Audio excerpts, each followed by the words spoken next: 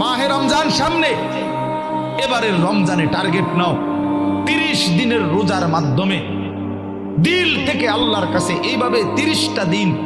হাতে গুনে তুমি আল্লাহর সাথে ওয়াদাবদ্ধ হও যে আল্লাহ 30 দিন আমি রোজা রাখবো। এবং যৌন চাহিদা, লজ্জাস্থানের চাহিদা, অশ্লীলতা, বেহায়াপনা, নর্তকী, নাচ গান, উলঙ্গ ছবি দেখা, নারীকে নিয়ে চিন্তা ভাবনা, মেয়েকে নিয়ে অশ্লীল চিন্তা ভাবনা, অবৈধ কোনো প্রেম সম্পর্ক, হারাম কোনো রিলেশন, এই সব ত্যাগ করে বন্ধু 30টা দিন মনোযোগ দিয়া